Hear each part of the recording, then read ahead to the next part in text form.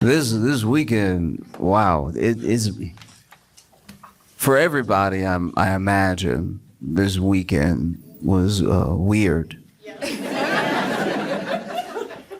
was weird because for like half a day, we did think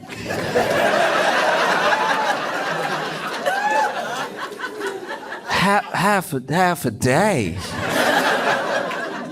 That's so long. Half of a day. It's a very long time to think the president.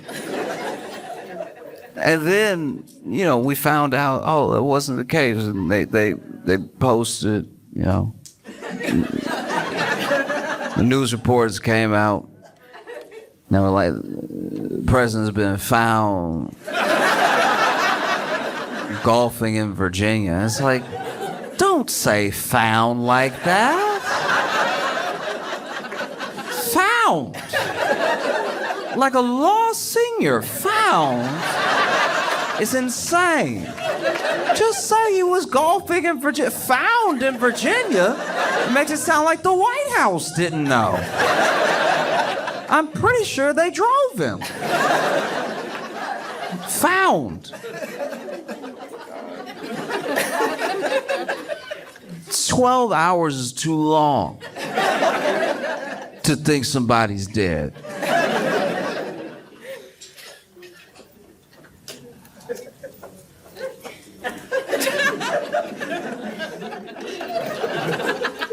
My buddy lives with his grandpa. And every time he thinks his grandpa's dead, he finds out in about 5 minutes.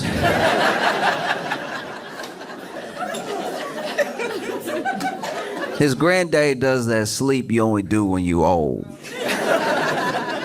You know that sleep where you like... I don't know why, but like it seems like after 70, people just sleep with a little bit too much neck. You know what I mean? Like his granddad can't just go to sleep. He always hit the. Like, that's a very dead way to lay. That's how Talia died at the end of Dark Knight Rises. She like.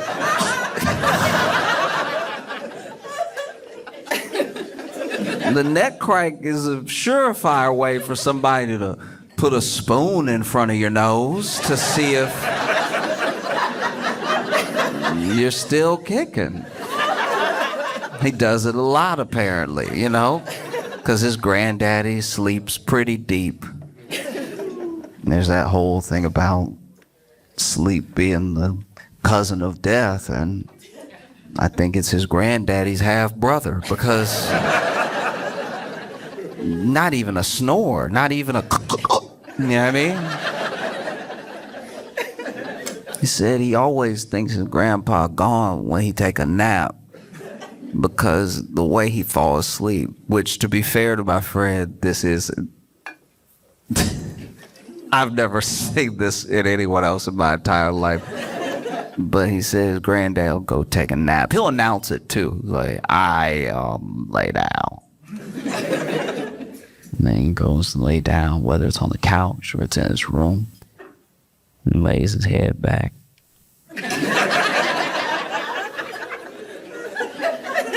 And he said the way his granddaddy falls asleep is he takes a deep breath. That's a great way to look dead. This man goes to take a nap, lays on the couch and goes,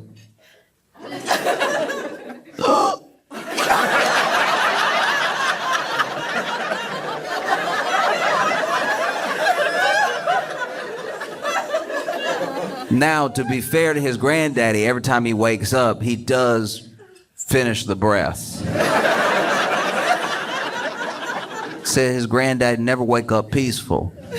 He always wake up.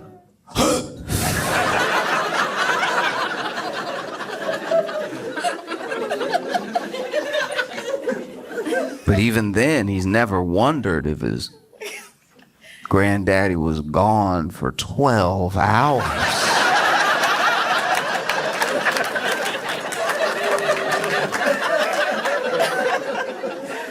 12 hours. Jeez. And we thought that because Trump doesn't look good. You know what I mean?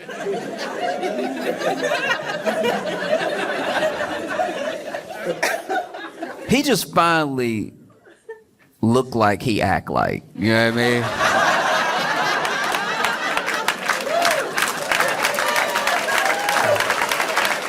Like if somebody listed everything a person did next to everything that they ingested, you'd be like, that's not a person who's well. And finally, he doesn't, he just doesn't look like he's doing great.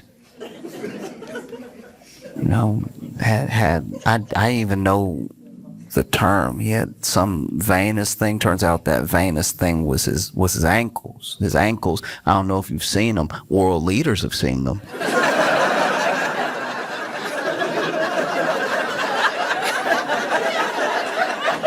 World leaders have had to sit there and not look.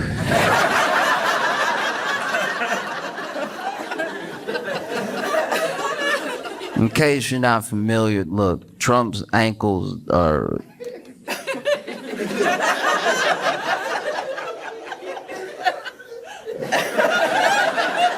No, his ankles just sitting there looking, caked up. Like...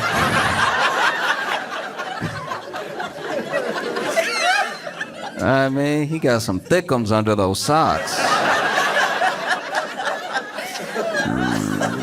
Trump's ankles have quite a bit of booty. I can't imagine what that must be like to be an aide in the White House and walking next to the president, taking orders from the president of the United States, but all you can hear is his ankles clapping.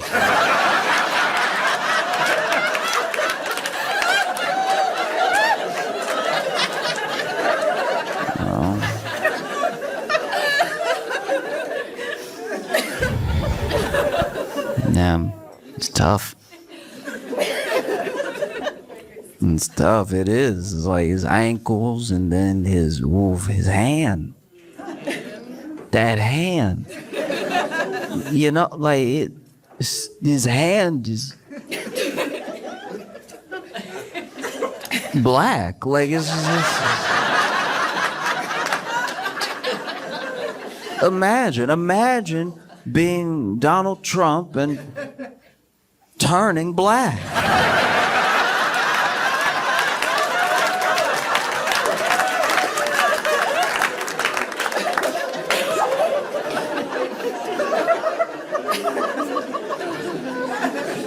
No one's more upset than him.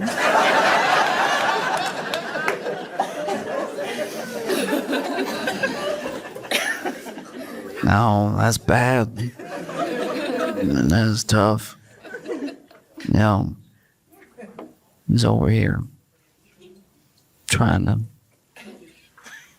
live, and if you just don't have something on the schedule, people assume.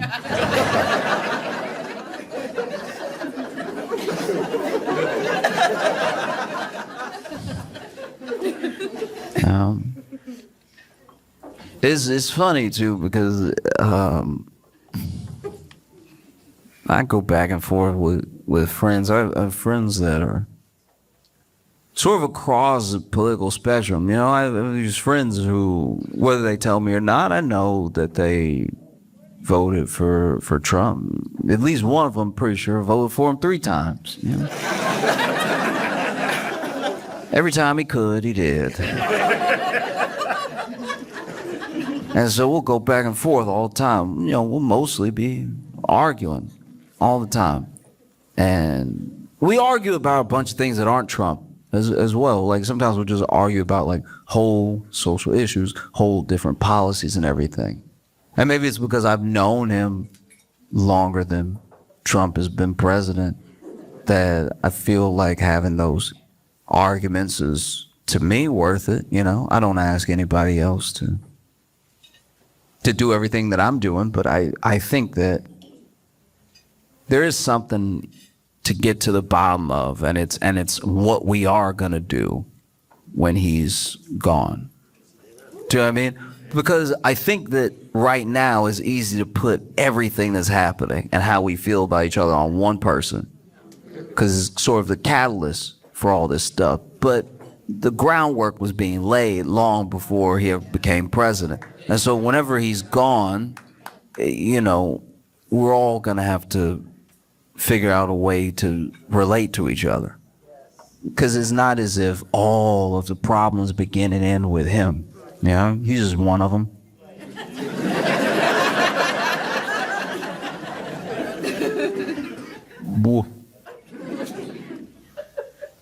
But I don't know. No idea. It's maybe. We don't know. It could be any day now. It could be 200 more years. Truly, like, my grandma was in the nursing home before she passed, and I would go visit her and everything. My grandfather as well, at different times, they were in nursing homes, and when I go to visit them, you'd see people who had to be 3,000 years old. And it's like, I don't know, you try to live a life that's full of love, and like you try to make memories and moments with family, with strangers. You want to have a full life.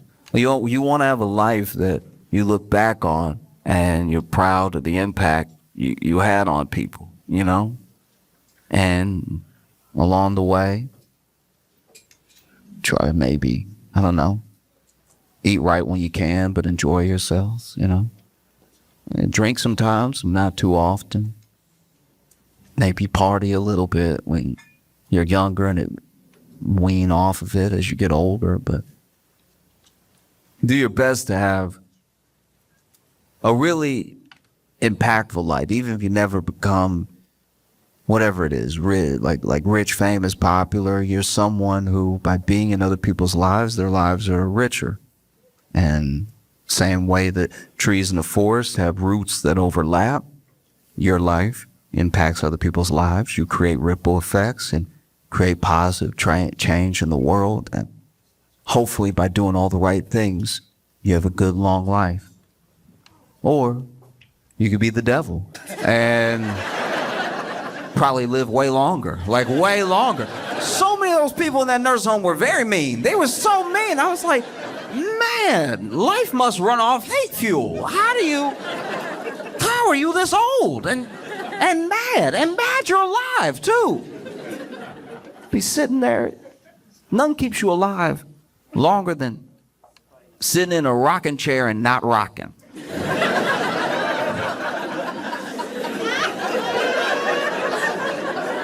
Imagine, you gotta really be a bad person to sit in a rocking chair, have the joy of rocking and not even want it.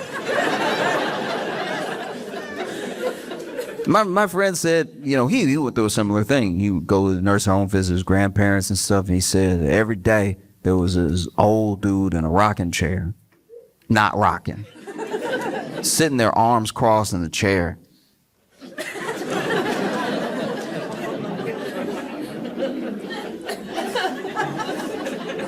Everybody walked by. People would say hello to him. Finally, he was like, you know what? I say hello to this man when I pass him, and we never really have a conversation. He doesn't speak to me. And I don't take it personally, because you never know what people are going through. Some people, you might think they're being rude, but maybe they have something going on. Maybe they have dementia a little bit, or maybe they're in their own head about something, trying to remember something and doing something. So he said, I'm going to make a point the next time I go there to have a conversation with him. You know what I mean? Because that's the one thing he said he never saw anybody do. And so next time he went to visit his grandpa, on the way out, he walked up to him and he was like, hi, how you doing? The man said, I'm alive. And it's like, well, I hope you're having a good day. He's like, why would it be a good day? And, well, you know, it's nice outside and everything, sun shining. You're in a rocking chair. And you're just like, I'm in a rocking chair. I don't like this rocking chair. I just sit in it so nobody else cares.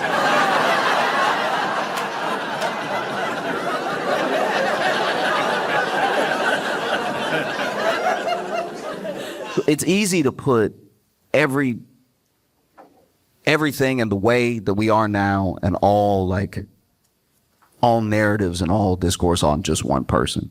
It's easy to do that, especially when that person looks like they're driving all of it, right? But the ground was laid for this person long before they came into any sort of political picture. You know what I mean? Like for a long time, people have felt like there was nobody who was looking out for them. For a long time, people felt like it would take somebody who could not be bought by Washington or Wall Street's special interest money, or couldn't be twisted in whichever direction by lobbyists, or was looking out for people because they weren't motivated by money, and they weren't motivated by the promise of getting rich, and the thing that we came to believe as a country almost. You saw this way before Trump ever entered the political picture, is that if someone was at least independently wealthy, maybe they wouldn't be swayed by the money. You know what I mean? And there were those people across political spectrum that felt like there was no one looking out for them, that slowly everything that was their quality of life and everything that they earned was eroding away piece by piece, right? And that they just needed someone to step up who would stand in the way of all that and wouldn't be swayed by it. And unfortunately, that person never showed up. But and so I have these arguments with my friend, and there was one point where I'm going back and forth for a while because I felt like for everything that he said, I was saying something that was a reason why he shouldn't trust Trump on it, or why I didn't think it was something that was going to happen, you know? And finally he goes, well, you know, he's a businessman. And I had heard this before, and he said he's a businessman. And I was like, oh, he's a businessman. He's a businessman. He is a businessman. He's a businessman, though. No, like he is a businessman. He's a businessman. He's a businessman. He is a businessman. You said he's a businessman, and he's a businessman. You told me he's a businessman. I've heard this before. He's a businessman. I'm just making sure that I understand what you're saying. He's a businessman. He is a businessman. He's a businessman. So even you didn't say good businessman. You said,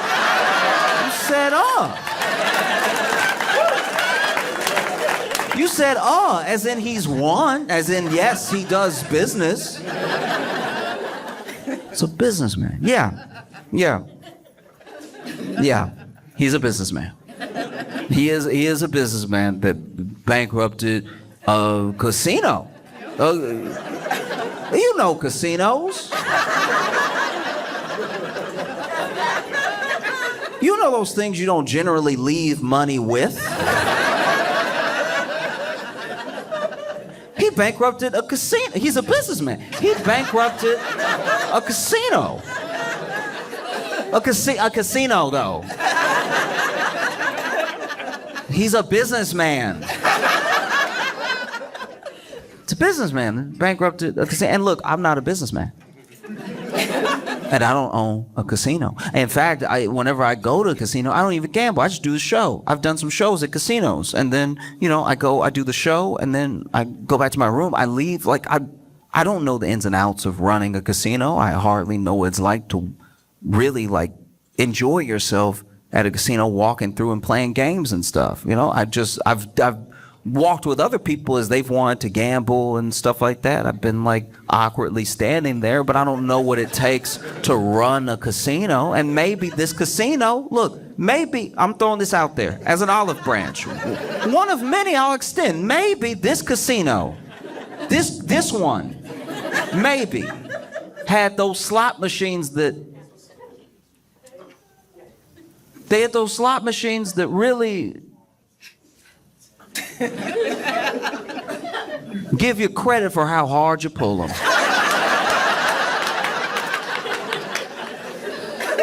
You know what I mean? You pull that slot machine as hard as you can, and the slot machine is like,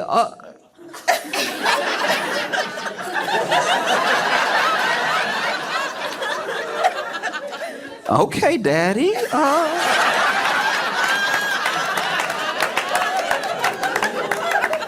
Nah, I gotta get you a little something for that. No, I don't know, but he knows because he's a businessman. He's a businessman. Maybe I'm throwing it out there that at this casino they had, working for the casino, blackjack dealers that were as bad at blackjack as me. Maybe. The dealer, you'd be at his table, and he was like,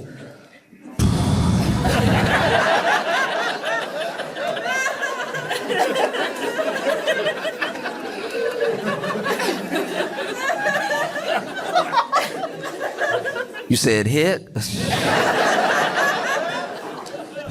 You sure? Okay. And you win again. All right, wonderful. I don't know. He probably knows because he's a businessman. Maybe this was one of the only casinos in all of America, maybe in all of the world, the only casino with clocks.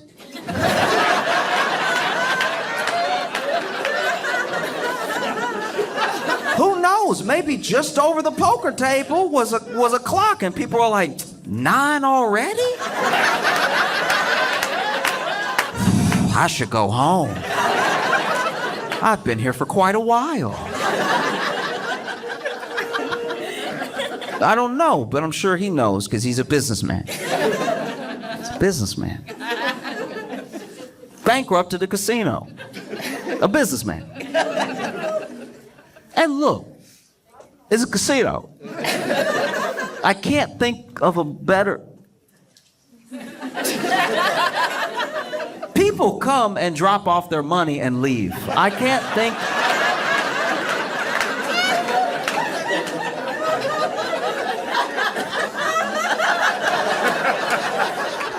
I am not a businessman, but I can't think of a better business to make money.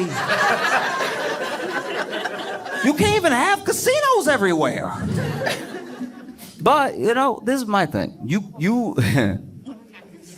A part of me does understand how someone could think all we need to do is get a businessman in there to fix everything, because I think that America runs so much like a business, even in the parts that it shouldn't, that obviously we're going to think everything translates to business.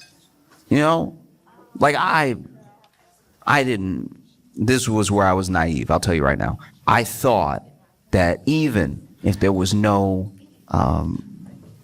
national pride or community, or even if we couldn't find some sort of like camaraderie as Americans, we at least, at our very core, loved money enough. I thought we loved money more than anyone loved him. I thought as soon as somebody messed with the money, we would all come to our senses and be like, yo, not the money. That's the only thing holding this together.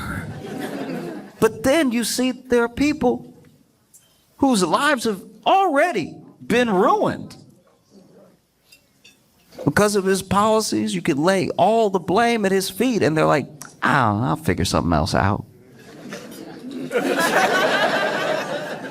You'll figure something else out.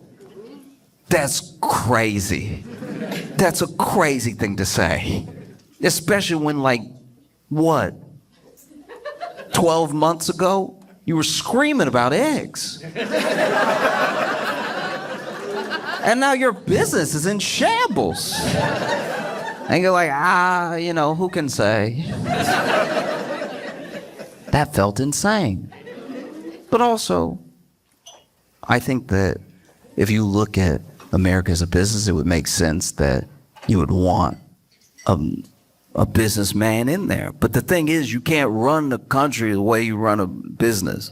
You know, a company, if they are in dire straits, could lay off half their work staff and then try to keep things going, use that to stay afloat. A company can buy back its own stocks in an effort to enrich itself as a company, make those stocks worth more. A company has a fiduciary responsibility to its shareholders. A company technically does more for its shareholders than the government does for its people.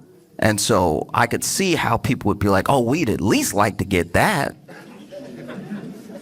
That'd be nice, some dividends or equity, something.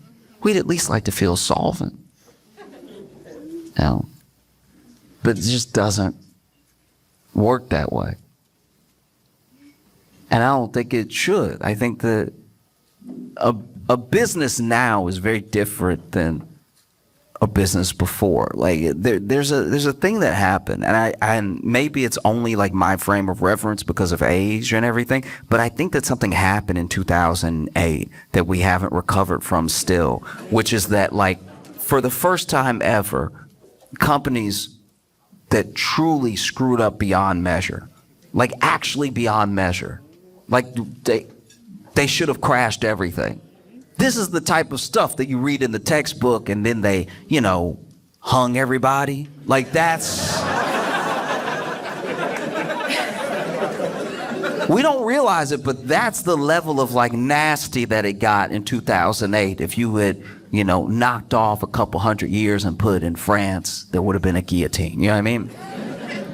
And instead, there was a bailout, but instead of a bailout of the people, it was a bailout of the companies, because we believe in business so much. We believe that everything works like a business, to the point where even the politicians, naively, maybe some of them sincerely, were sure that if we keep the business afloat, it'll keep the people afloat, because then people won't lose their jobs, and then people will still be able to get these services, and people will still buy these products, right? And what ended up happening is that, so many people were foreclosed on, so many people lost their jobs anyway, people's like 401ks and retirements were destroyed, and then the people that they gave the bailout to sort of, trickle down the economics, something got stopped up right at the top. And so people who had wrecked the economy beyond measure got a bonus. They got a bonus for wrecking usually when you break something. And ever since then, it feels like business is about not being left holding the bag.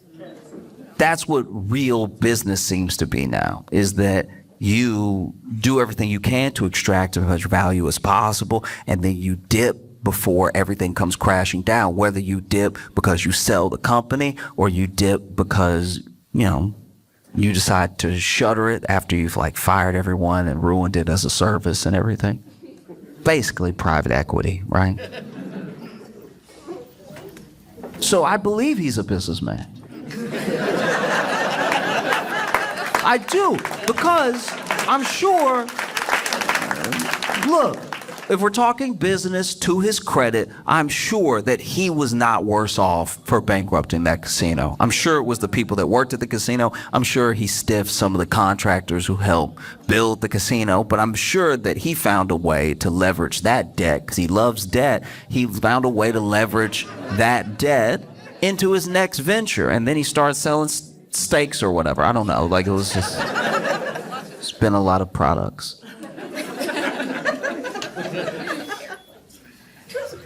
You know what else it is too, is that You can't focus too much on this one person. It makes him more important than he really is. I understand that he's president. I understand he's one of the richest people in the world. But as far as importance, it's about what lasts, you know? This dude, no wonder we thought he was gone. He went on Fox News. No wonder we thought he was gone. Trump went on Fox News. Everybody forget this. Trump went on Fox News and just started randomly, no one asked him, randomly talking about how he was trying to get into heaven. And it's like, then you know.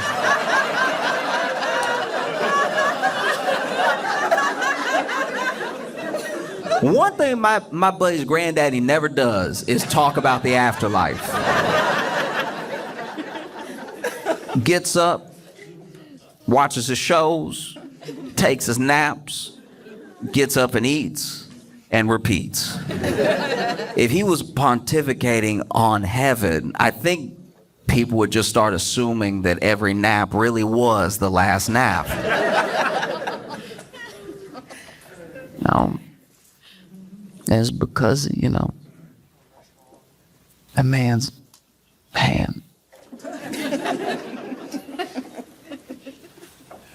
Guys, he's turning black.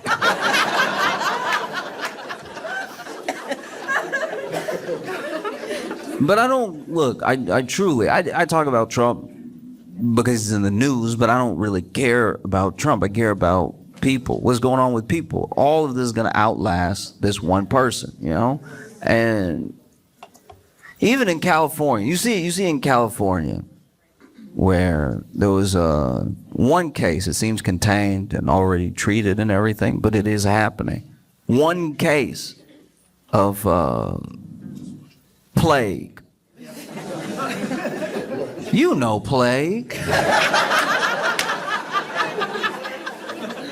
You know plague.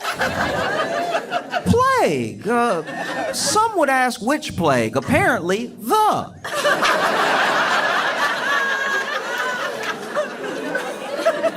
You know plague from the producers of the Middle Ages. Plague. You know plague. Don't act like you don't know plague. You know plague. It's plague. The reason Europe's not bigger. Plague.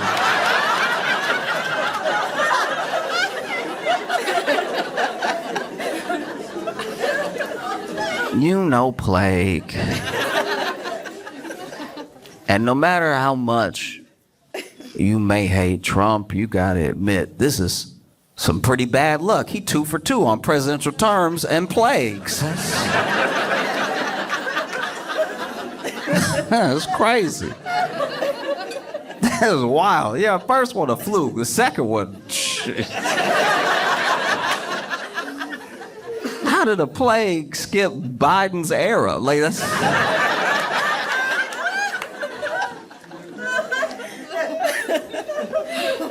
Plague. Because that's the fear, is that like, yes, they found one case, they treated it, you know, they've even traced it back to a particular source because it's really a climate change issue because basically the fleas that carry plague are thriving right now in the warmer climate, and so then they're hopping on more rats, and then the rats might come in contact with people, right? And so there's always the fear, the possibility that it isn't just that one case and it isn't just contained to California. There's a real fear and a possibility that plague could have spread to the president's hand. Like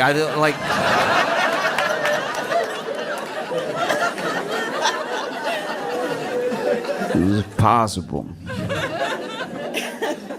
Because what we did and how do I put this? What we've done in the U.S. as far as presidents is it's not exactly like we're picking young ones. You know what I mean?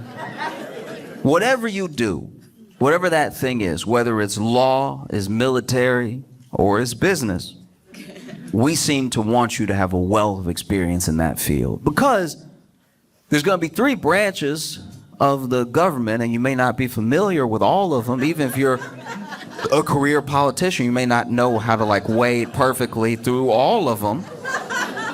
But, you know, if you have a lot of experience in one thing, that could win you the trust of the people.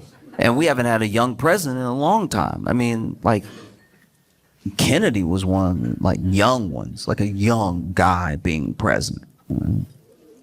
And we haven't really done that again. Like, you know, what we've done is we've let confidence and swag make up for youth. If you are the president and you present yourself in a way that makes us feel good, we will turn that back over to you in the sort of social capital that youth usually carries, right? Because we want you to have experience, but at a certain point, we have to be realistic, right? Like, Bill Clinton wasn't young, but he had a saxophone.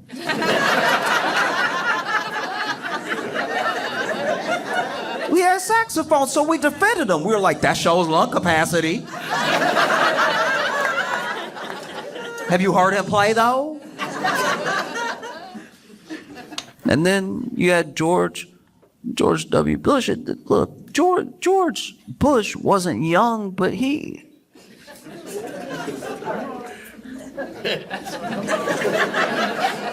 I don't know, he just had like a childlike wonder to his...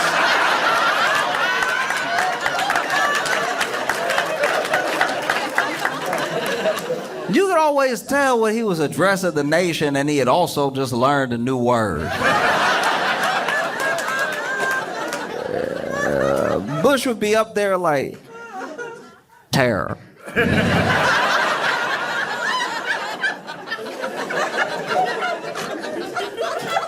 Did I do it good?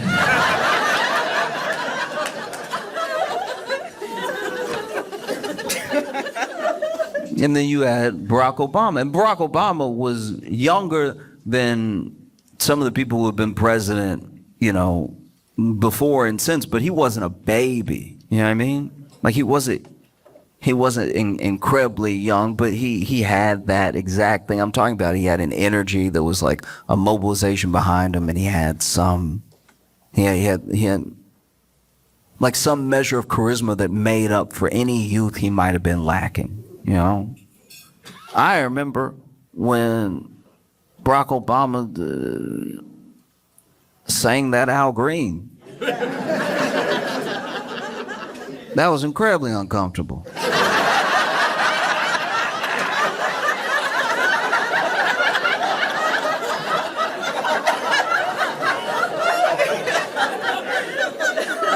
No, because when it happened, I was at a get together with a bunch of aunties going, "Oh, Barack." I'm like, no.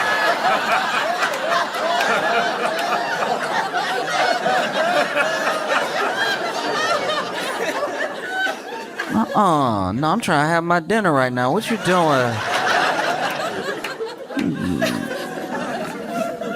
Can't eat meatloaf in these conditions.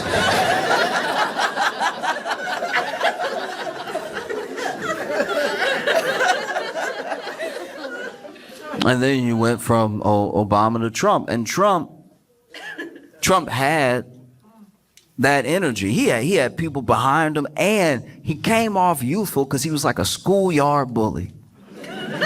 Anytime somebody said something, any interview that went awry, he was ready, nickname, anything. He was just coming at you all the time. It's like he fed off of it. It was his favorite thing to fight with the media and get people riled up. That feels like youthful energy. That feels like it's going to be here forever, you know?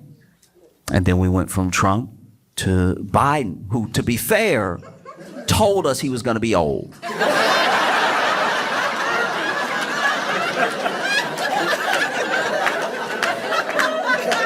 I've talked about this before. We asked Biden, we were coming at Biden. We asked Biden, and Biden was like, "Are you sure?" I got a Werther's in my mouth right now.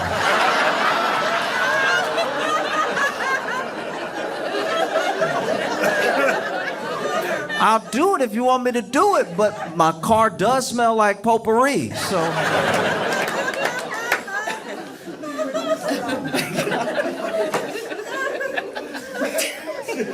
I'll do it. If y'all want me to do it, I'll do it. For real. If y'all like, no. Like if I'm the only one that can stop them, if I need to do it, I'll do it. But just know, when I shake world leaders' hands at the G7, G20, whatever, my hand will pop a lot. Whole handshake. It's gonna sound like Orville Redenbacher.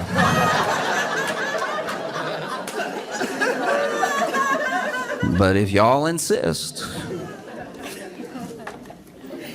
And then we got Trump again after Biden, and this feels very different. You go back and watch a rally of Trump from 2016, 2017, and then you watch a press conference now. Very different. It's very, very different. I mean, it seems like he's dying. Like it's because look, I'm not. It's not lost on me that to be an American, to live in the U.S., you have to become, or at least have an understanding of what you need to do to be a semi-good capitalist, right?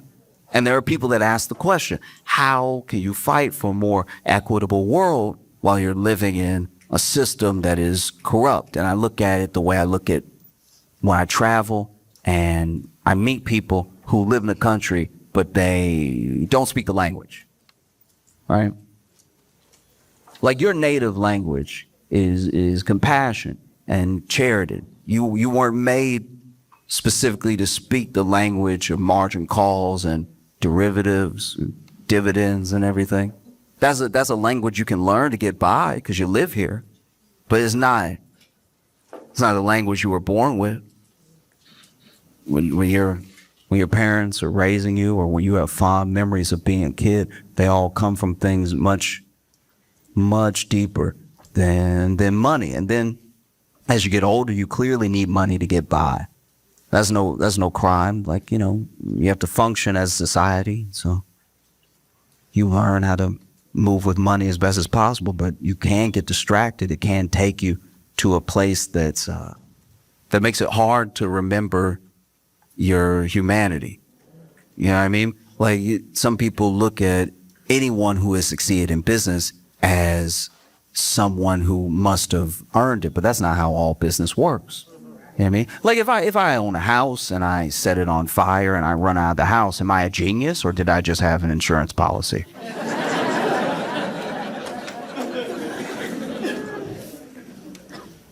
Maybe both, but maybe I'm a crook. You know? Like, only solvency that you have to contend with is your soul. You know what I mean? The solvency is defined by a company's ability to pay its long-term debts, right? If a company's not solvent, you have no trust in that company, and you probably shouldn't invest in that company. And as long as we're keeping it to financial terms, a soul works in a similar way. Depending on your belief system, depends on if your solvency, your long-term debt is to God or family, your community, or a cause. But, like, you can tell the difference between a religion and a cult by how they measure those solvencies. You know what I mean?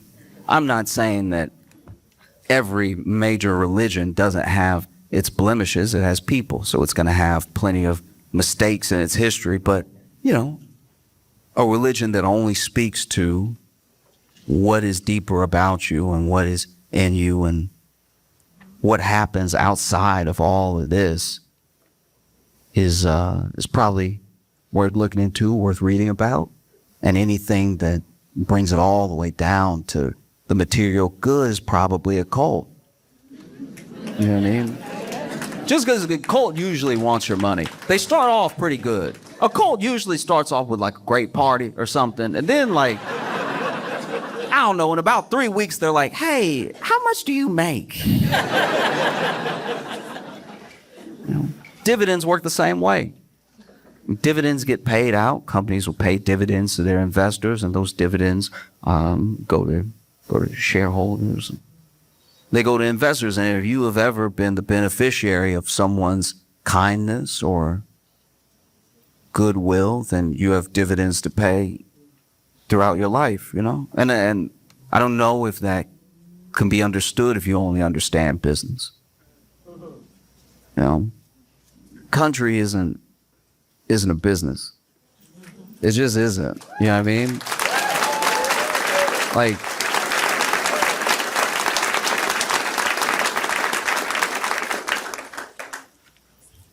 but who knows? He's a businessman. Like, maybe he's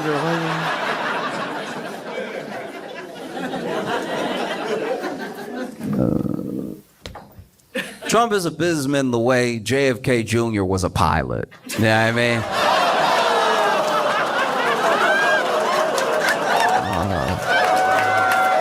Oh, all right.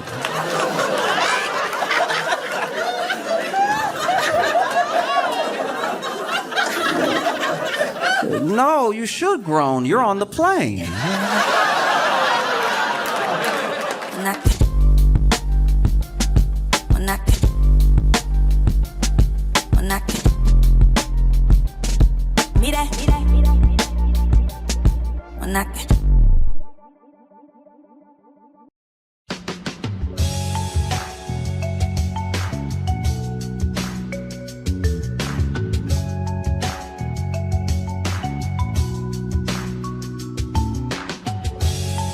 Welcome to the Josh Johnson Show. Josh Johnson, joined by my co-host, fellow stand-up comedian Logan Nielsen. Logan, how you doing, buddy?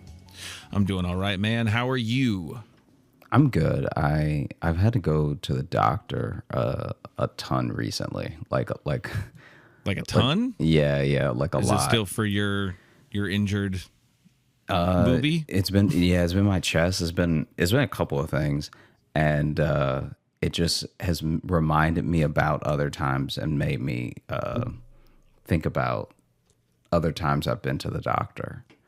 Oh God, we've never really talked about this, and I'm sure you have experiences that are going to baffle me. Yeah, but these like won't be my fault though. These are because I show up in a doctor's office to be doctored. Like I don't. Right. Yeah. I don't have any control over what happens One doctor, next. Please. Yeah. So I was even telling some friends today about how at my old doctor's office, this place was not good. Okay. So the doctor was good. I had a good doctor. I'm not going to sit here and act like I am a good doctor. The staff at the office made it feel like by the time he got to me, I wasn't at the doctor. Does that make sense? Like you're more at a DMV than a doctor's office. So this doctor's office that I went to, okay. So when I was in Chicago, right? Mm-hmm. Yeah. I'd go to the doctor a couple times. One time I had strep throat. Like it would be stuff that was like not too serious, but still you should go to the doctor, right? You gotta get some meds. Strep throat, you'll live. You need some antibiotics. Yeah. And so I remember, I was like insanely sick with strep. That was the worst strep I've ever had. And luckily, my mom also came to Chicago at the time and was like nursing me back to health. Aww. But when I went to the doctor, okay, first of all, I get there because I don't know how to pick a doctor. I'm not out here like knowing what doctor's good or if. And then it was at a time where I had good insurance but not great insurance. So then my insurance didn't cover a bunch of people, and it was just it was wild. So I find a doctor that's like within my network or whatever is going to be pretty cheap with the copay. Mm-hmm. I roll up to that doctor, and first of all, from the outside, the place did not scream health. Like, there's just something about when the bricks coming off the brick building. Yeah. Like when the bricks are chipped hard, it looked like somebody had been carving the bricks. So then I remember Someone's walking been trying in to get into this hospital. Yeah, I remember walking in and being like, I'm clearly in the wrong office, but I'll at least ask them where the office is, right? And the first question I was asked when I stepped inside and stood at the receptionist's desk was, "What?" I don't know. That would also make me kind of feel like this is maybe a really good doctor's office. Nah, not at all. So then she said, "What?" And I was like, "Oh, I'm here for my appointment," right? Yeah. And then she says, "What appointment?" As if no one has an appointment today. Like, Right. As if that's not a thing they do there. yeah. That's not a service they provide at this specific I'm not doctor's even- office. No appointments. I'm not even Walk-ins fully only. clocking right now that she's being rude. Like, it's not even occurring to me that this person is being insanely rude. Because right now, all that's actually in my head is like, I feel terrible. Right. I just want to be seen by somebody that can help me, right? So I'm not even giving any attitude back. I'm genuinely just like, she says, "What appointment?" And I go, "The one at 9:45." like it's not registering with me that she's like attacking me. Yeah, you know what I mean, like she, because the what and the what appointment were not friendly. Yeah. And so she's like, "What appointment?" I was like, "The one at 9:45." And then she stares at me for a second, and then she just goes, "Okay." I don't know. I kind of love her. She's kind of my favorite. And so then I'm standing there. I'm like, "So am I supposed to fill anything out?" Or like, she said, "Yes." It was like, this is insane. Dude, this is a horrible experience. I hope she's never at anybody's deathbed, because that would be truly tragic. Am I dying? Yes. And then you bring the filled form back up, and she's like, "You're still here? Yeah. What?" I gave you that to get rid of you. And so she gives me the forms. I sit down. I'm filling out the forms. Oh, yeah. There's no one else. Like, okay, I genuinely feel like I'm the first person at this doctor. Like, I feel like this is his first day of being a doctor. This is first like day Right. with the office. Like, the team's all here for this day, right? And and so I fill out the papers, and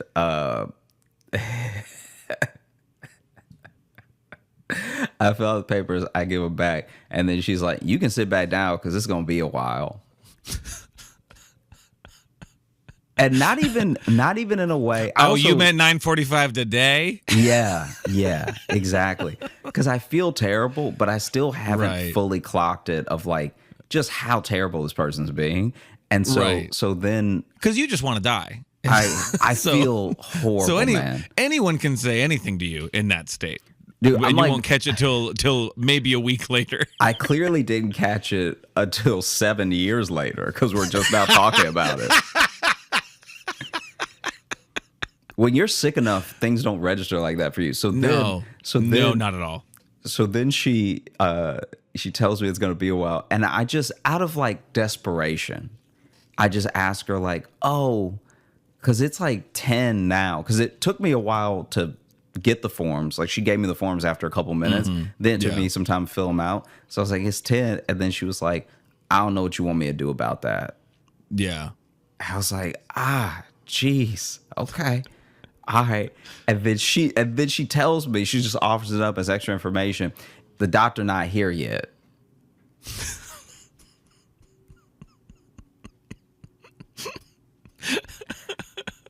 and so I just go sit down, and I've got my hands. He got in a my red eye head. back from Vegas. He's not here yet. Dude, I have my hands in my head because I'm genuinely like, I'm really scared I'm gonna die, right? Well, because you probably got a fever. If you got strep, usually that comes with it. So you're probably just sitting there, probably looking like you're dying. Dude, And this is still the attitude that she's giving you. I am like, I look like I make juice right out of my own skin. I'm sweating so much. It's like I That is am a sentence wet. I don't know what to do with. I don't know what to do with the sentence, "I look like I make juice." I look like I make juice out of my own sweat, and it is ripe season. Okay. Dude, I'm pouring sweat. I've never been wetter in my life, right? Like You got streams shooting off you like a character crying in an anime. You could slide me up and down a sidewalk. I have so much sweat.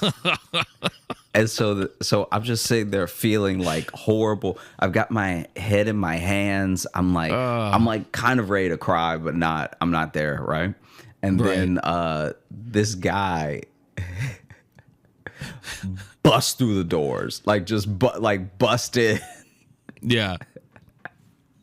This dude busts in, runs past reception, everything, and it was like startling the way that he ran in. And in my head, I was like, I kind of hope that's not the doctor, because he also had a trench coat on, and the trench coat what's the difference between a trench coat and a duster? I guess I'm not entirely sure. That's a good question. Okay, basically, whatever he had made it look like he had a whole coat behind him that was when he was running. So it basically just looked like he had a cape. But this dude busts through the doors, runs to the back of the office, and so I'm sitting there for had to be like 10 more minutes. And then another nurse comes in, right? Into the waiting room, and she's like, the doctor will see you now. And I go with her. She's like, come with me. And I go to the room. There's no doctor in the room, right? Right. It's just, I understand the lingo though of like, the doctor will see you now, see you soon sort of thing. But then my tech that's like doing all of the vitals and like checks the blood pressure, everything. Right. This dude is sick. This dude is sick. All right. I'm feeling terrible. This dude is dying. All right. This man's sick. Because then I get in there, right? And so my man is like sitting there typing. Okay.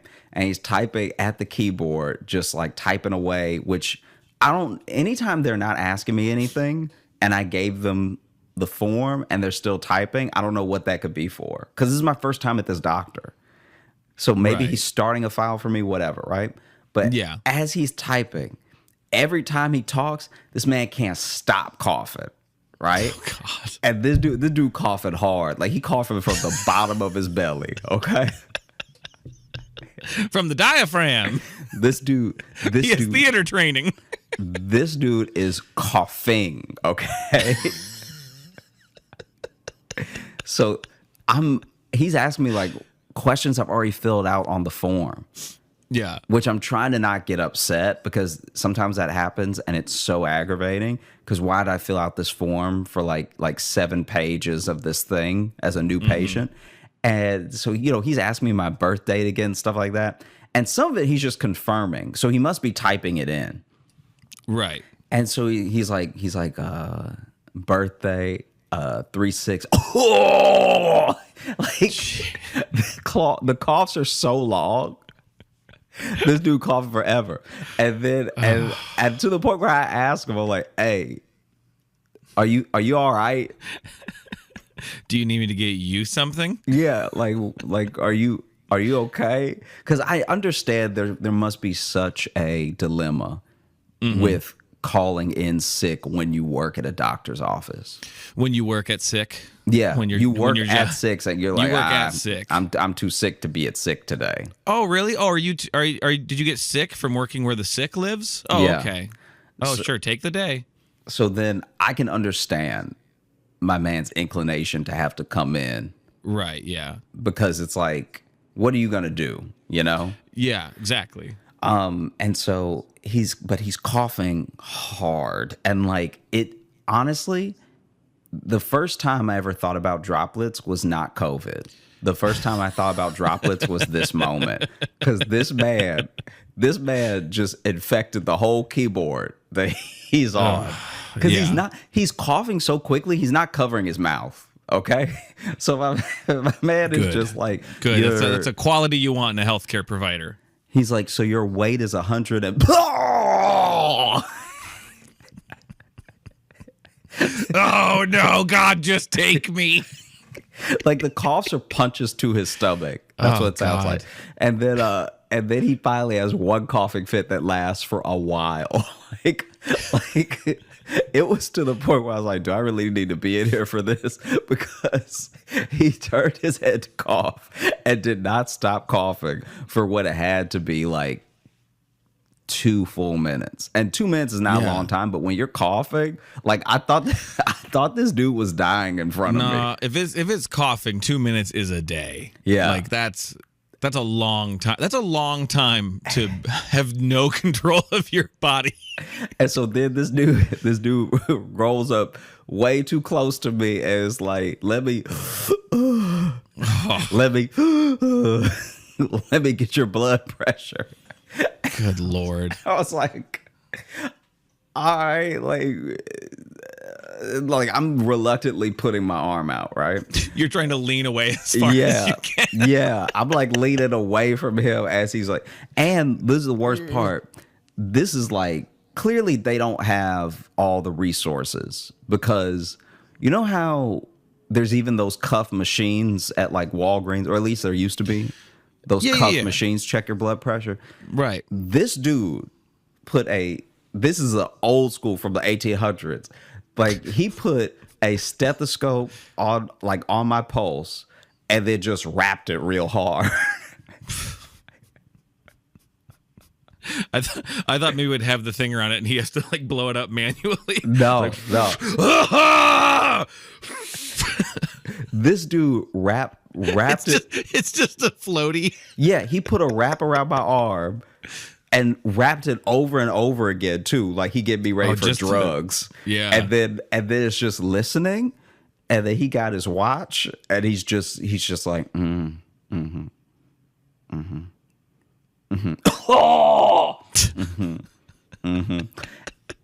And then this is the thing that I didn't like that they did. He goes, Yeah. and like you can't have little noises like that. No, especially that. It sounded like he was asking a question to your pulse. Yeah, like he what's that? seems Oh, like he's okay. about to guess what my blood pressure is. You can't finish blood pressure with that's an inquisitive. I mean, something's pumping. So Yeah. I heard something Good in for there. you. So I I already heard didn't like the something. nonverbal that he did. like, And then oh God, something lives in your arm. And then this dude, and this is the wild thing as well. He started to do some stuff that just seems like the doctor should be doing it, right? So sometimes I don't know what the official name is. If it's a tech, I think it's a tech that can take the blood pressure and like fill out the form to get ready for the doctor and stuff. So the doctor Yeah, I think can it just depends. There's techs, there's physicians, assistants. I'm not really. I'm not sure what this dude was. Besides, I sick. live with a nurse, and she's explained these things to me. I don't remember. I don't remember whose job is what. So Yeah. Okay. So then all I know is everything she tells me about her day sounds gross. So then this dude and this is ever since I was little, the doctor did this, but hey, it's this doctor's office. I guess he can rule it how he wants. right, yeah. But then this guy, after he gets done with my blood pressure, grabs a popsicle stick and is like, say ah.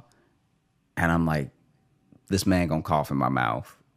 Like I'm not doing it. Like y'all go ahead and kill me.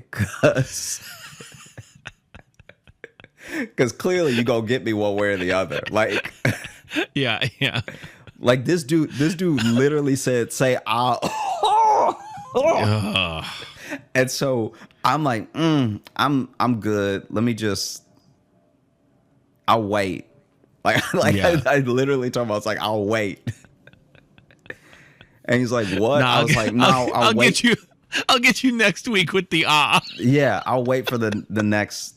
I'll wait for the other dude to come through and I'll do the awe for him. I'll literally do it for anyone else. Yeah, I don't just awe for anybody. All right. Go get another person in the waiting room. I don't care. Yeah. Just I know you. I'm not gonna do it for you. And so then he's like, oh, okay. Like he's clearly like this has never happened to me before, sort of thing. Like he just like shakes off and he's like, well, can I take your temperature at least? I was like, yeah, it's fine. And then takes my temperature, clearly I have a fever because I look like fever. Like there's no way I didn't have a fever. If I didn't have a fever, I'd be like, oh, okay, well then I am Aquaman, because no one that doesn't have a fever and a t-shirt on should be sweating this much. Right, yeah. It was the first time I've ever sweat like from my forearm. Oh, yeah, yeah. Like I didn't have sweat running down my arm. I was sweating out of each piece of arm. It's like remember in the first X-Men movie when that one senator just like dissolves into water? Yeah, yeah. That's what's happening to you. And so How's that for a fucking reference, huh? I get my temperature taken. Of course, I have a fever, but apparently my fever, I don't remember what it was, but apparently it was so high that he that he took it out. Because also it was one of those old school thermometers as well. So okay. So then my man takes it out, looks at it, and goes, uh-oh. And then just shakes it while he looking at me after he said, uh-oh. Oh, you dead, all right? What? I love that you found a doctor's office. Well, yeah, you found a doctor's office where not a single person who works there has bedside manner. Like not crazy. A single one. Usually maybe one or two, but the fact that every single person in that staff is like, fuck. Honestly, I wouldn't be surprised if everybody on this staff is the doctor's cousin. Because no one should be hiring them. Okay? Yeah. These people, like, it on a regular day, I think I would have walked out. Because on a regular day at reception, I would have been like, this is way too rude for me to not know you. Right. You know what I mean? Yeah. And then even with this guy, I'm like, hey, I feel the thing you're saying. So you don't need to say it to me. You know what I mean? So this dude, and then he swings the thermometer. Look, this is the thing that, just for comedy, this is the thing that killed me that he did, that he doesn't even realize is as funny as it is. Yeah. He looked at it, said started to shake it, right? Mm-hmm. Looked at it one more time and went, oof. This dude pulled out my mouth. Yeah, that's just straight up comedy business right there. That's straight up. Then he leaves, right? Doctor comes in. Doctor is like is covered in blood.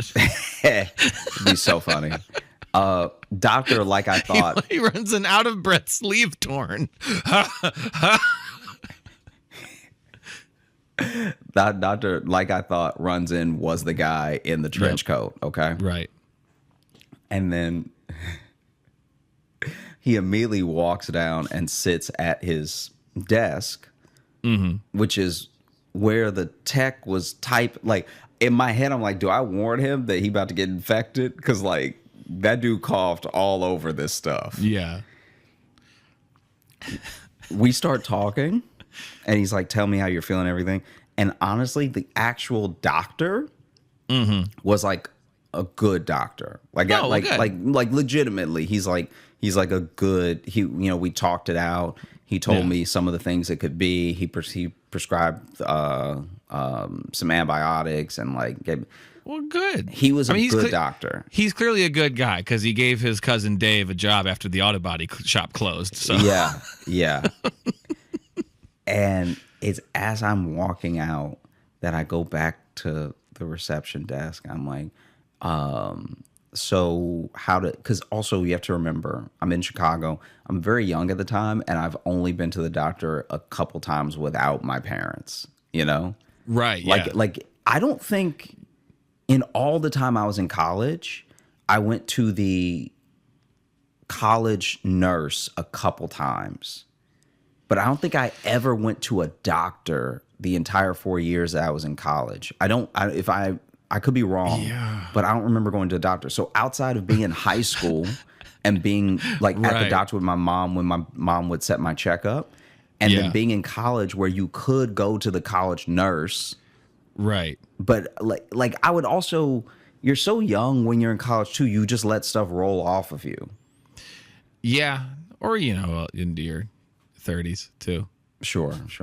And I've been to the doctor probably a shockingly low number of times. yeah, like I realized in that moment as I'm walking out that this is like, because basically the doctor was like, she'll sort you out at reception when it comes to the prescription and all stuff like that, right?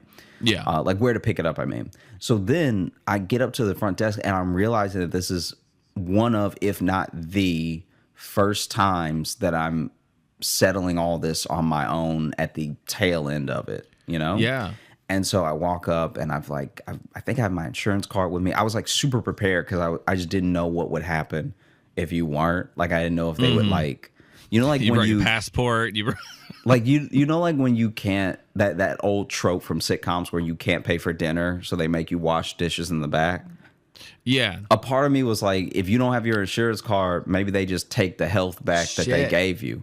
Maybe that's how those people ended up working there. Yeah, they ain't bring their insurance card. They had no interest in going into medicine. Hey, we're going to need you to check some tongues if you don't have your money, all right? Yeah, he had come in that morning because he was very sick but couldn't pay his bill. Yeah. And they're like, all right, you're handling the next guy then. Yeah. That's what's happening. And so then I'm going up to the desk again, and the woman... the woman is not happy to see me. I just look like I got a question, She's immediately upset. Here you come with your face again. Mm-hmm. And so basically I walk up and I'm like, so is there like what do I owe you? Sort of thing. I'm trying to be like jolly about it still, because I find that even with rude people, you win them over eventually if you just don't break. Yeah. If you stand firm in being cordial. Yeah. Eventually, they'll soften at least. Yeah, there's a tenseness that you can see lift off with a lot of people. That's not everybody. Some people are evil. Some people are evil, and they won't necessarily be like nice, but they'll be less mad at you. Yeah.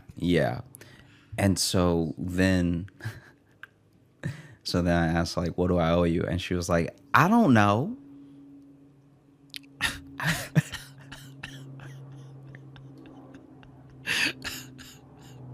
And now that I'm not dying, now that I know that, okay, this is strep and like I'm gonna get antibiotics, and I've had strep before, so I'll feel better all because of all that stuff. Now I like, as far as a mood, I really can't be touched now, because like now I don't have the desperation of thinking I'm dying, but I also don't have the I guess like the fear enough to be distracted. Yeah, and so you dodged your mouth getting coughed in, so you're feeling good. You're feeling like the day's coming up, Joshy. I'm actually optimistic now. So now she really can't touch me. And I was like, oh, well, if you don't know, maybe it's all the house. Like just a little joke in there, right? And she was like, that's not how this works.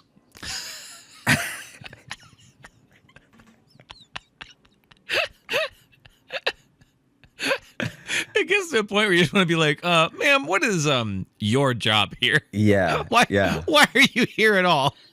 Ma'am, you should just fight the next person you see, because it would be way quicker than what we're doing right now. Yeah. Everyone would know the deal at least. Yeah. So then how do I sign in? Well, first you got to go fight that lady, and then someone will come get you. So then she looks up the closest pharmacy next to me, make sure that that's where I can pick up my prescription. And she's like, we'll have to let you know about the bill and everything. You got to check with your insurance.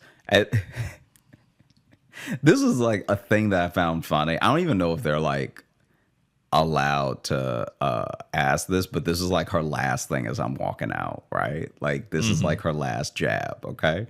Is like, I was telling her, oh, this is where I live, so this is the pharmacy closest to me and everything. She's like, okay, I'll send it there. And then I was like, so for the bill, and she's like, we're gonna have to check with your insurance, okay? Do you have good insurance? And then I said that I was like, oh, I don't know. And then she was like, well, if you don't know. I was like, okay, wow.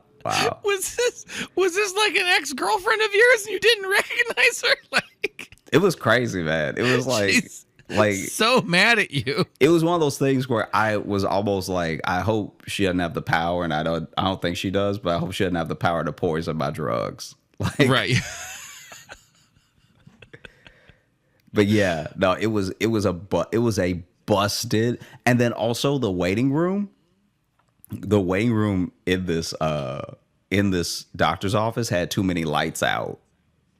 Like, Yeah. like when I sat down, I'm not saying I don't love fluorescent light, so I'm not even saying that there can't be a little mood lighting. I'm not saying that it has to be completely blasted Right. with Yeah. fluorescent bulbs.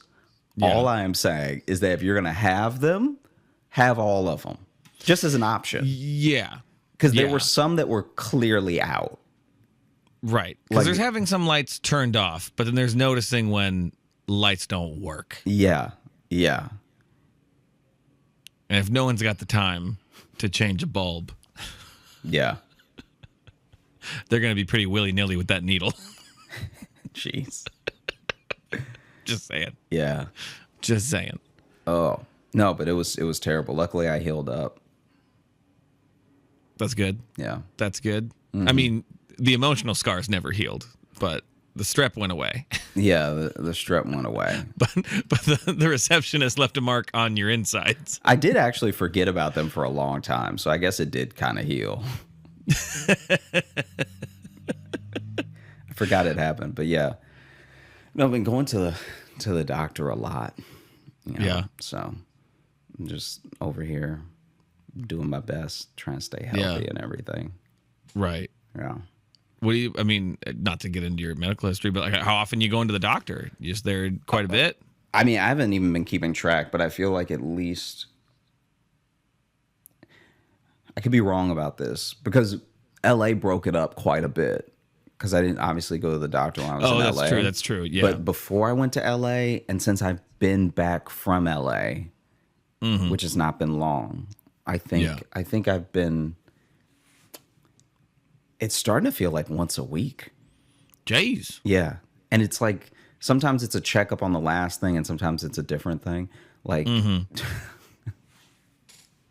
I mean, who knows? You might end up wanting to cut this, but I had to get a sonogram today. Okay. And so the sonogram was just to make sure, just to make absolutely positively sure that my balls are normal. All right. So just to make positive. Let's get into this. Well, basically, there's not very much to tell, but basically, when they were doing it in my head, I was like, man, this is like the worst time to find out if something's wrong. Like literally your pants are down, you know?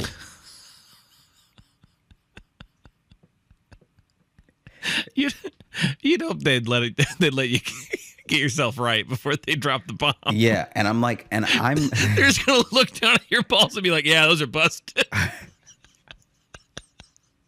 I'm genuinely laying back, and you know the person who's operating the sonogram is like,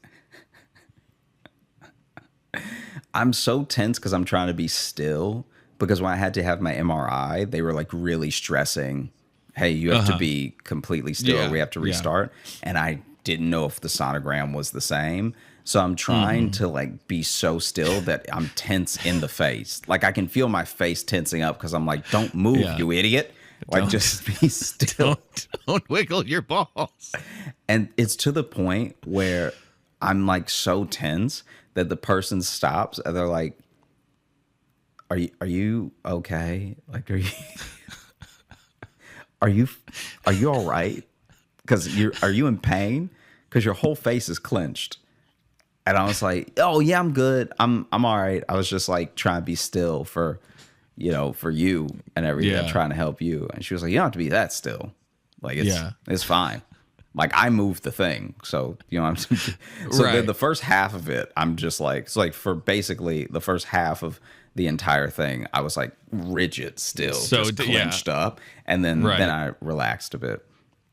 And I don't know if I guess they take pictures as they go Okay. for the sonogram, because it seemed like there was typing while the tool was moving or whatever. Mm-hmm. And then I'm like so in my head the entire time. Because when I walked in, I was like, there's nothing wrong with me. But then when you're getting a test done, you start to think, what if something's wrong with me? Absolutely. When a test is being done, you can convince yourself you have anything. Yeah. Because if you're going to find out, that's when. And so You're having the test done. yeah, I'm also just like, I'm once again getting really in my head, going every which way with it. It's to the point where genuinely I let my mind race enough through enough scenarios that in my head, as I'm laying there, I've already got my affairs in order. Like,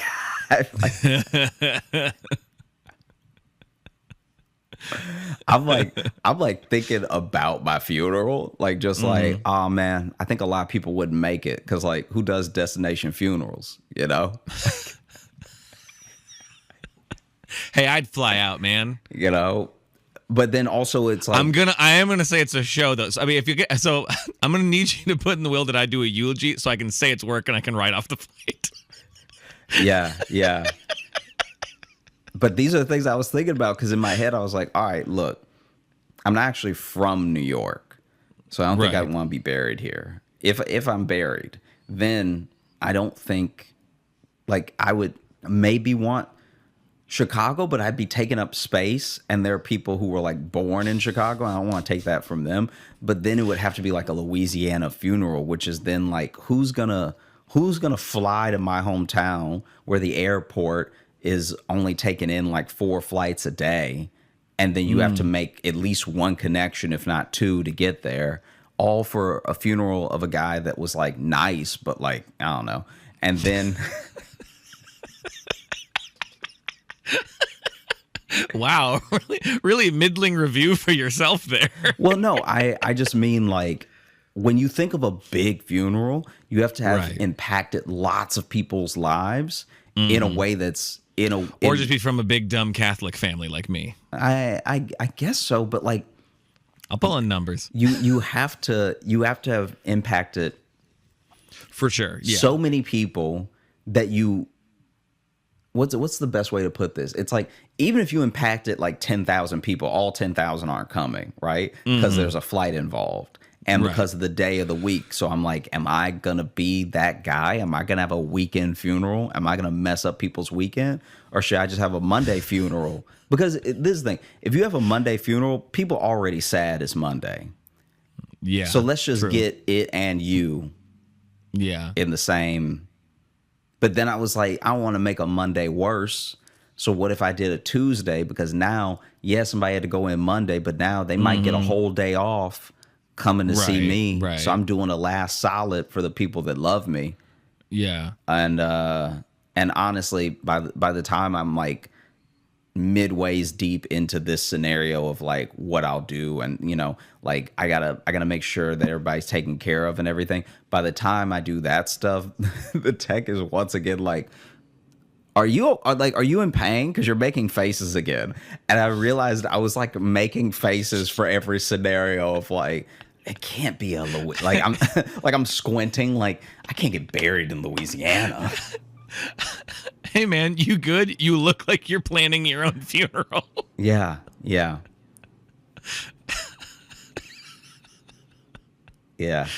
Everything good though? Your balls check out?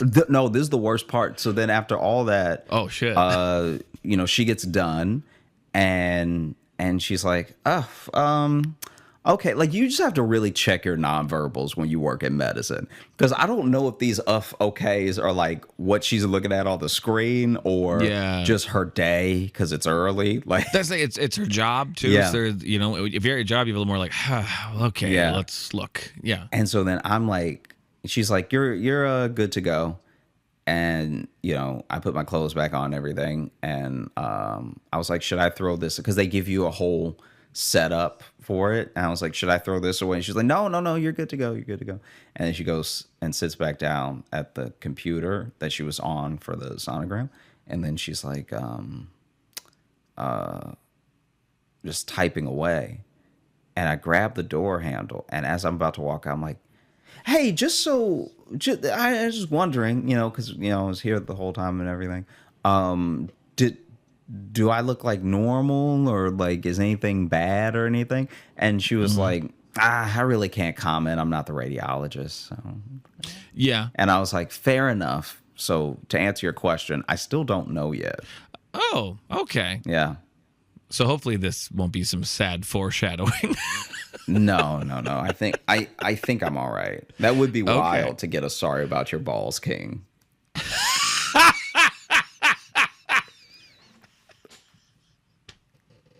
That would be chaos.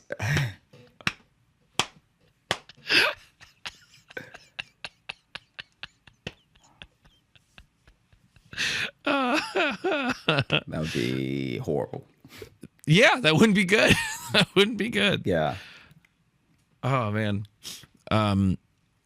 You made me think of one thing though from doctor's office, because I was like, have I had anything weird happen at the doctor's? And just like little things, nothing too big. But there was one that I wasn't here for this, but it was about me weirdly. It was after, this is years ago, but I had done a show like in kind of the area of my hometown. A lot of people came out and whatever.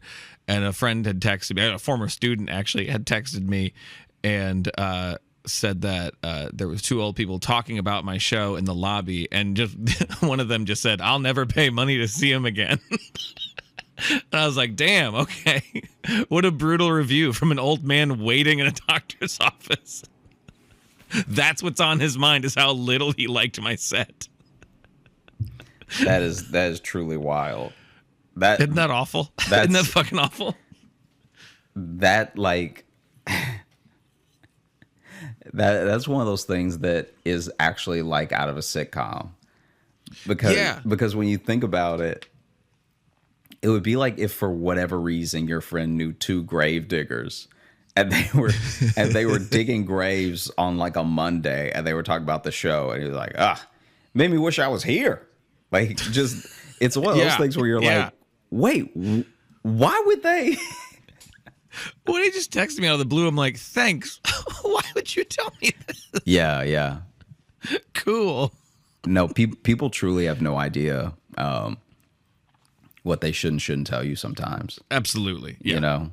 Like, even when it comes to medical stuff, I've had people tell me way too much when I just ask them if they were okay. Like, if I know someone went to the doctor and I ask them, you know, are you all right and everything? Right, yeah. I've had people tell me, like, they told me like I was their second opinion.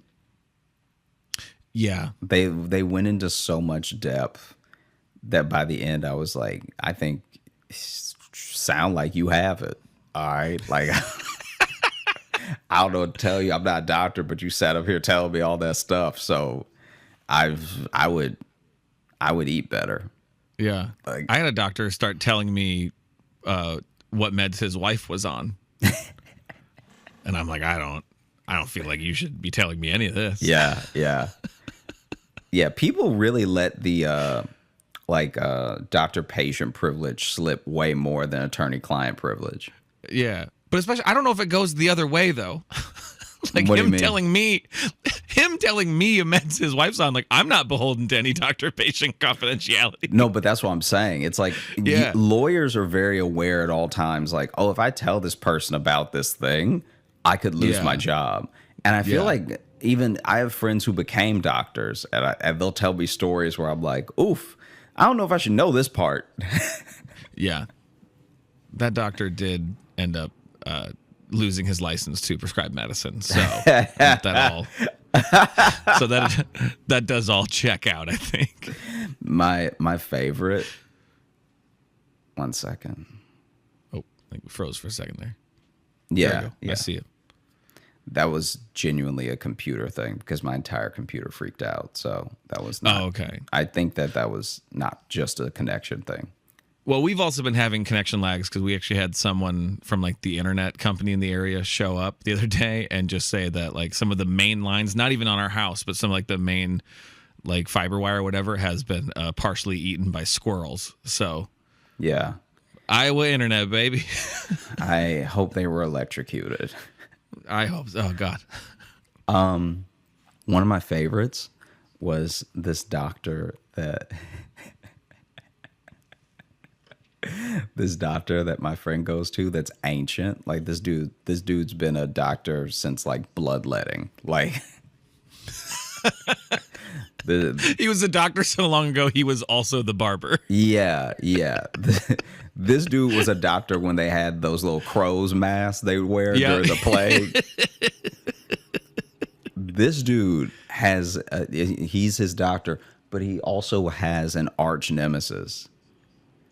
Oh, So you will go to your doctor. You will go to this guy who's your doctor, and he will be looking all up in your ear with the tool, right? With the light, looking at your ear, complaining about the doctor across the street. Oh, that's good. That's good. I like this. This I'm into. But it goes so deep. Like every time he goes to him, he has a story, and every ailment triggers a memory about a time he was at odds with that doctor across the street. Oh, I bet they opened up a practice together and then had a big falling out. It really does seem like some Aaron Burr, Alexander Hamilton type stuff where it's like, oh, he gonna shoot him.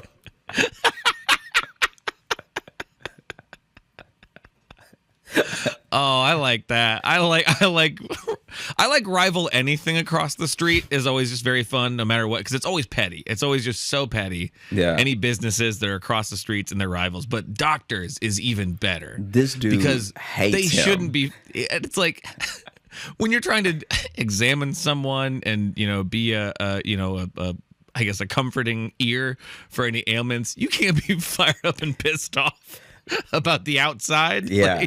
Yeah. This dude, okay. So my buddy told me that there was this one time that he went to him just for like a general checkup, and he's like an ear, nose, and throat doctor. And I guess he's like a general practitioner. I have no idea. Like I don't actually understand medicine, so I'm not gonna label anything because I know that even your doctor that you go to for like everything that refers you to the other doctors will still check your ear, nose, and throat. So maybe that's not all he does. But he had the popsicle stick in my buddy's mouth, right? And as he's looking with the light, so he's looking and he's got the popsicle stick, he's got the light. He's like, I saw you the other day. I saw you, walking across the street. You kept walking, but I was scared you were gonna go in.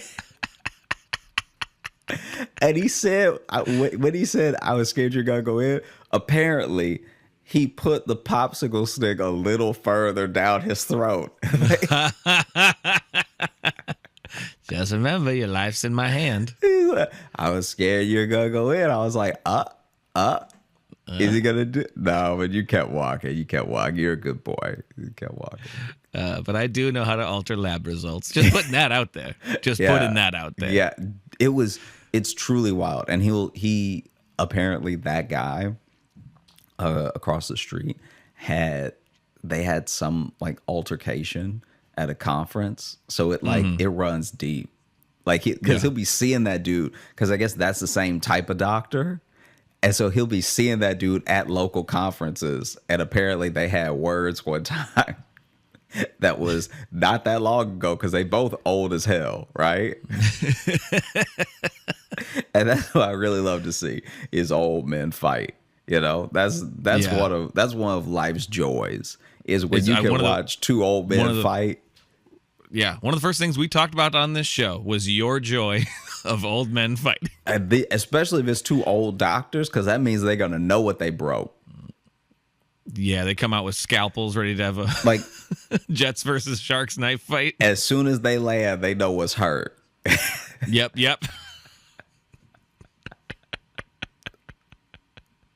That dude straight up was like going, and I'll have to ask him some more examples, but he would just talk about him so much. He would talk Right. about him more than he would talk about my friend's health. What was going on? Yeah. Yeah.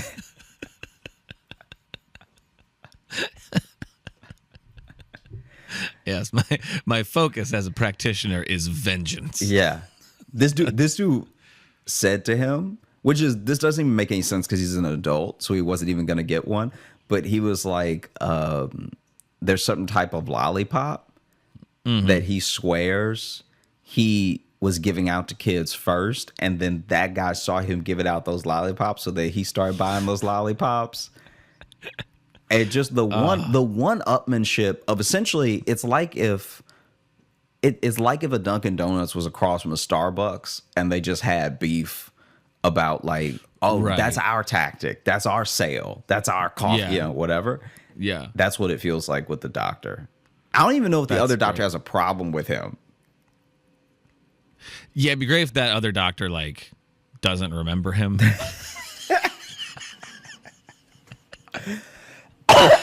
like, oh yeah, from across the street. Oh yeah, you son of a bitch. The dude across the street talking about, we went to school together. Yeah, good guy, good, just Good guy. full of laughs, just a fun guy to be around. A funny story. My when we was in school, my wife dated him for a little while. You find out that's what it is. You find out that's what started it. But a great guy, great practitioner. Honestly, a great second opinion. You go right over there. You go right over there. He's got the good lollipops. You know. He's got the good ones. I don't know where he gets them. I remembered something that when I was at an eye appointment, and this is a short one, but this eye doctor I had for a little while, kind of big guy. I think he said he grew up on a farm, just like kind of a big, just kind of like generally kind of burly almost guy. But he would really get, way up on you, looking in your eyes. And there was one point where he really slid up, and there's no polite way to put this, but his balls were resting on my leg. Like I felt them, like on either side of my shin was a testicle, and like he just really like was up on me, and I'm like, this is clearly too comfortable. You feel that, right? You have to feel that. You have to know that this is happening. You have to know. I can feel it. I can feel both of them. Come on now. The favorite thing that I think I've, just for the suspense of it, that I've had a friend go through was when we were younger. One of my friends had to get his his appendix taken out, and met the surgeon beforehand. Just like a little I don't know, introduction, because he was nervous and everything. Right. And so met the surgeon maybe a week before the actual procedure was going to take place. Because it wasn't I can't remember why they did it, because it wasn't like it was going to burst and they had to take it out, or, whatever. It wasn't like some emergency surgery. It was literally like it kept getting inflamed or something. And so they were like, we'd rather take it out than have you have trouble down the road, Right, yeah. There was just something with it where it just kept getting inflamed. Anyway, said all that to say, he meets the surgeon. Surgeon walks into the office where he's waiting. As soon as he walks in, the surgeon falls hard. Okay. Oh God. This dude falls so hard and caught some of the desk on the way down.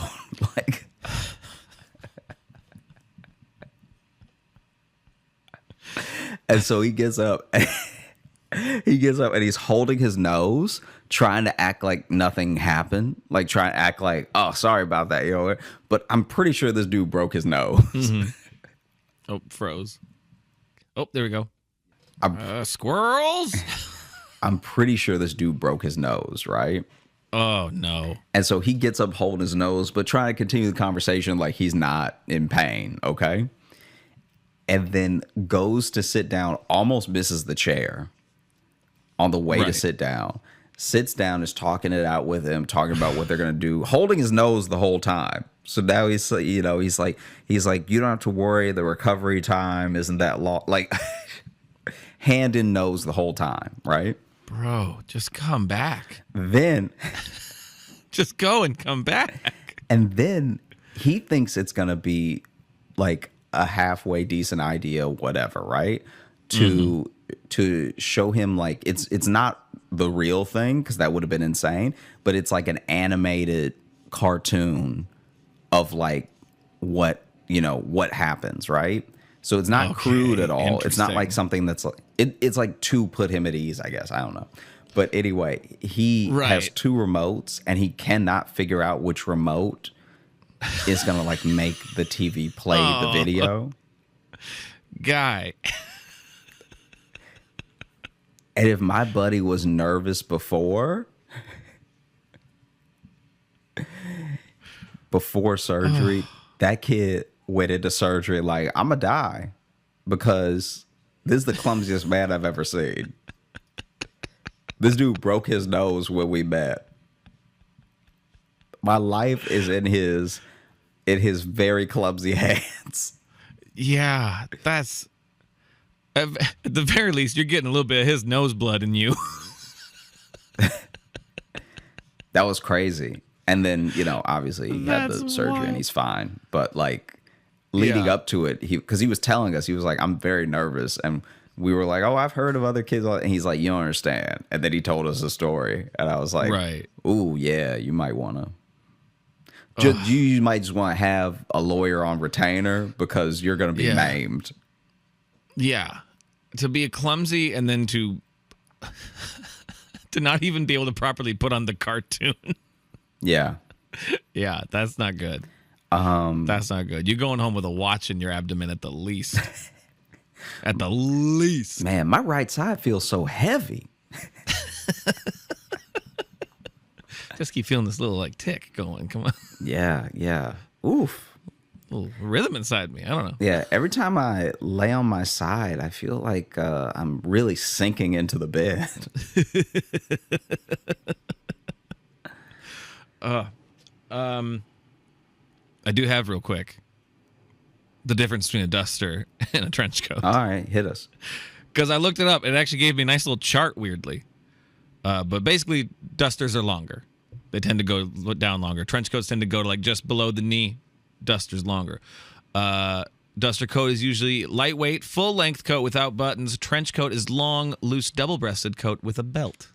Okay. So literally the little belt is part of it. Dusters are meant to be worn open. Trench coats are meant to be closed. So that's where dusters, that's why they're cowboy stuff. They're meant to have a little swagger to you. Yeah. And dusters usually don't have buttons, belts, and pockets. Trench coats have all of the above. So there you go. That's Logan's research corner. That's a new segment before the mailbag. I mean, I'm glad we got it. I'm glad we know now. I don't want the people listening to go out into the world ignorant, embarrassing themselves. Yeah, that's the thing. We raised a question, and we intended on answering it. We got to it. Mm-hmm. That's why you got to listen to the whole show. You never know what questions we'll answer at the end. That's where the knowledge is. That's where it all comes together. That's where all the juice is. That's where all the juice is. Speaking of the mailbag that I mentioned, should we open that? Yeah, let's do it. Okay. How about we do some reviews from Apple Podcasts? We haven't checked in there in a second. How's that sound? Yeah, let's do it.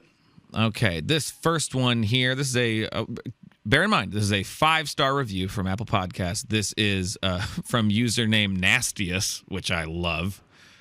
Sounds like the Greek god of nasty. It's the Greek god of stank, Nastius. But 5-star review. The title is Meh. And it says, I honestly couldn't get into it. I'm on my second run-through of the available episodes, and I just can't stop laughing. The two guys hosting could have a bit more of that ShamWow attitude. I don't I'm not really sure what any of that means, if I'm honest. I'll take it. I'll take it. I think on the second run through, maybe we're not for everybody.